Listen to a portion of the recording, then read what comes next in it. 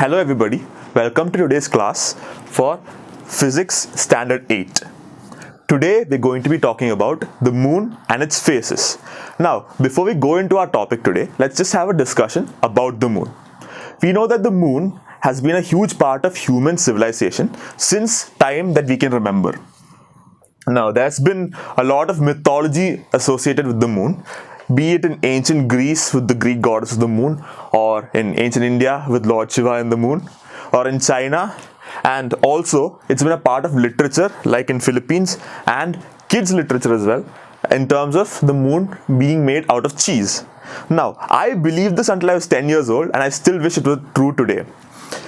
Literature is not the only part where the moon has played a big role. For human science, going to the moon was the biggest accomplishment.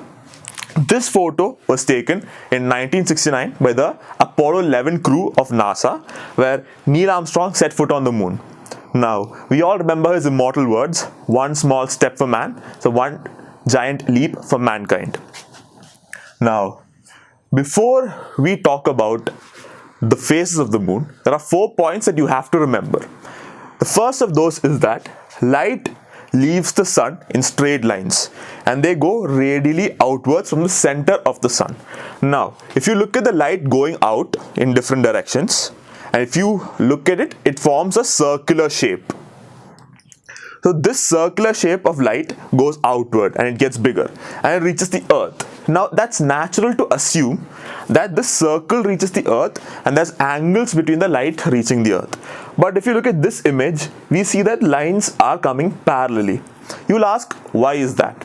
Now, if you know that the earth is curved and you go out and stand on the middle of the road, please don't do that, it's dangerous. But just in case you do, if you look down the street, you can see that it looks very flat to you.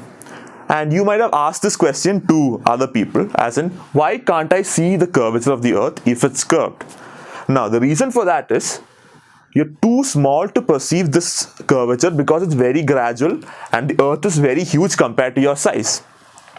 And now, the same way, we are too small to feel the curvature of the earth is too small to feel this huge curvature of the circle of light reaching the earth. Therefore, for all intents and purposes, it's totally fine for you to assume that light coming to the earth is parallel. We move on to our second point. Now, what does this look like to you? It's the earth going around the sun, and we also see the moon going around the earth. If you look closely, you can see that the moon is also spinning and the earth is also spinning. So, what I'm trying to tell you here is, nothing is constant in the sky. So, the earth is moving, the moon is moving, the earth is spinning and the moon is also spinning. Now, as I told you, the moon is spinning about its axis. We know that the earth spins about its axis and there are a few effects due to that. Can you name at least one of those effects? The most common and noticeable effect is the day and the night on the earth. Now, if you look at this picture, you can see that there's a day and a night on the moon. This is also caused because of the moon's rotation on its axis. So, the moon has a day side and a night side. Now, us brilliant scientists have given these two things two very complex names. The day side is called the bright side and the night side is called the dark side. Now, it might be very difficult for you to remember that, but that's okay. It's just complex terms from very smart scientists. We should also remember one more thing about the moon is that it does not produce its own light. Any light we see from the moon is light coming from the sun, getting reflected off of its surface and reaching the earth. Now let's look at the phases of the moon. Look at this diagram. I told you that the moon is going around the earth. In this particular position, the moon is completely in between the earth and the sun. You can call it a moon sandwich if you wish, but don't write that in your exams, please. Now, I told you that you can only see half of the moon at any point of time. So if we draw a line cutting straight through the middle of the moon, we can only see the half of the moon that's pointing towards the earth. Now, this is true because you all have seen this in your daily lives. If you play football or cricket or any sport associated with the ball, if the ball is coming towards you, you can only see the half of the ball that's pointing towards you. Now, this is due to the laws of physics. We're not going to go into that today, but it's obvious that you can only see one half of the moon. If you look at this, light comes from the sun, reflects off the surface of the moon, and goes in many different directions. But none of that light reaches the earth. This is because the bright side is pointing completely away from the earth and the dark side is pointing completely towards the earth.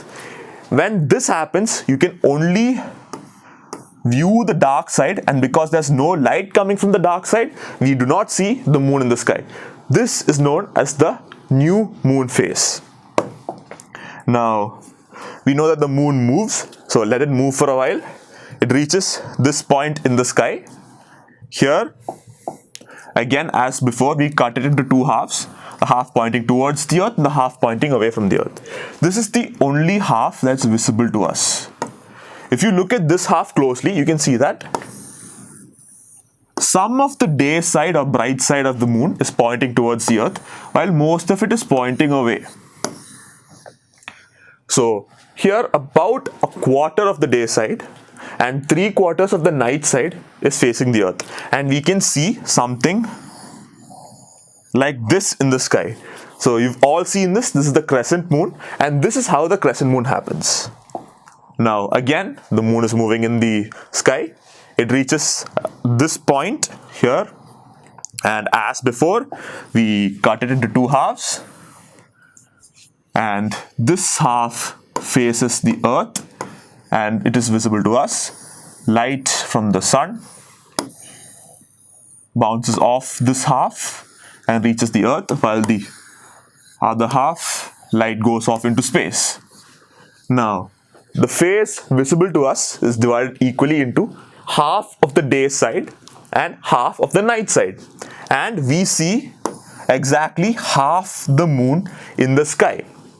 This is what we colloquially call the half moon, but it's more technically correct to name it the quarter cycle moon, because of the entire circle, a quarter of the cycle has been completed. Now, we let the moon move a bit more until it reaches that point right there. And as we've been doing in the previous slides, we divide it into two halves, the half facing the earth that is visible to us and the half that's not facing the earth. Now here, again, we look at the light coming from the sun.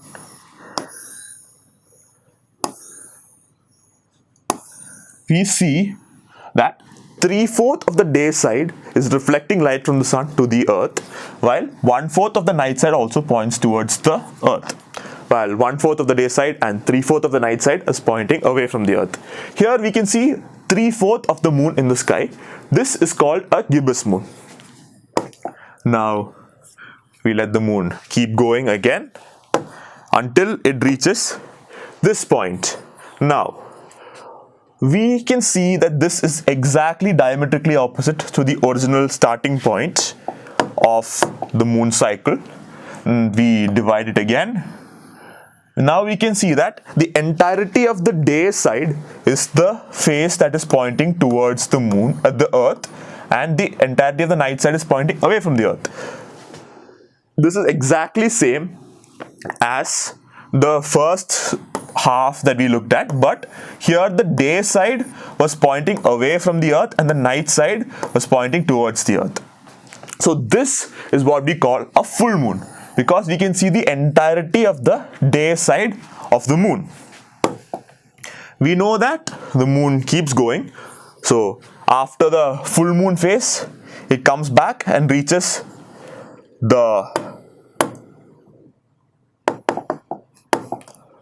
center line here, where the next new moon occurs.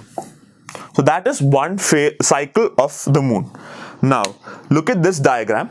We see that the sunlight is coming from that side towards the earth and the moon.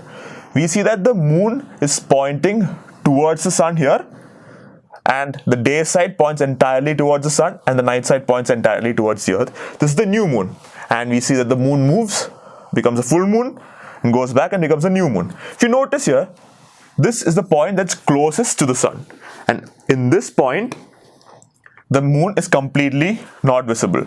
As it moves further and further and further away, it gets slightly bigger and bigger and bigger until it reaches the furthest point away from the sun, where it is the biggest. Now, as it continues its cycle, it gets closer to the sun now, and as it gets closer, it gets smaller and smaller and smaller until it completely disappears. This cycle happens once every 29 and a half days. Can you name something else that's about that long? If you're thinking about the month, you're spot on. The month in prehistoric times was determined by one full moon disappearing into a new moon and then coming back as a full moon. Now it's been adjusted to make account of the earth going around the sun, but the term month comes from this concept of the cycles of the moon. I hope you've enjoyed today's class. Now next lecture I'll be coming back with stars and constellations. Thank you and have a nice day.